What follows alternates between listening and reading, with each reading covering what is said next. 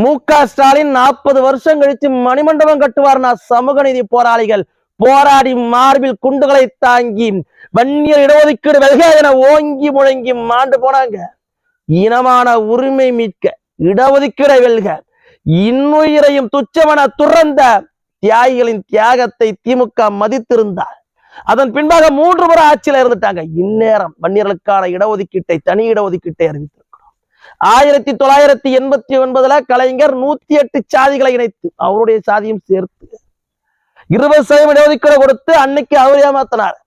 இன்னைக்கு அவருடைய புள்ள மு.க.ஸ்டாலின் குழந்தைகளுக்கு முட்டாய கொடுத்து முட்டாய காமிச்சு ஏமாத்துறது போல ஒரு சரித்திர புகழ்பெற்ற சமூக நீதி போர் நடத்தி எதற்காக என் தியாகிகள் மாண்டு போனார்களோ அதை அறிவிக்காமல் மணிமண்டபத்தை காண்பித்து அரசியல் லாபத்திற்காக இவரும் சரி அவருடைய சொந்த சாதனரை திருப்திப்படுத்துவதற்காக, ஏன்னா மு.க.ஸ்டாலின் மச்சானே வன்னியர் இடஒதுக்கீட்டிற்கு எதிராக தான் பேசிட்டு வரார்.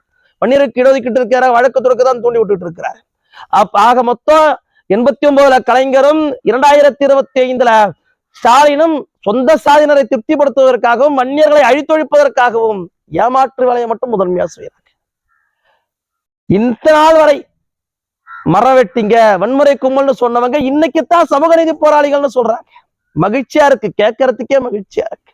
எங்க பார்த்தாலும் கலைஞரின் பேருந்து நிலையம், கலைஞர் மருத்துவமனை, இனிமேல் அறிவிங்க சமூக நீதி போராளி சித்தன்னி ஏழுமலை மருத்துவமனை, சமூக நீதி போராளி பாப்பரவட்ட ரங்கநாதன் பேருந்து நிலையம், சமூக நீதி போராளி சிறுதொண்டமாதேவி தேசிங்கு மருத்துவமனை அறிவிங்க அறிவிங்க. எம் மண்ணில் எம் மக்கள் இடஒதுக்கீட்டிற்காக 1/2 நூற்றாண்டு காலமாக சம செஞ்சுட்டு இருக்காங்க. விதவிதமா ஏமாத்த முயற்சி செய்கிறீர்களே தவிர அவருடைய போராட்டத்திற்கு விடை தர திமுக தயாராகவே இல்லை.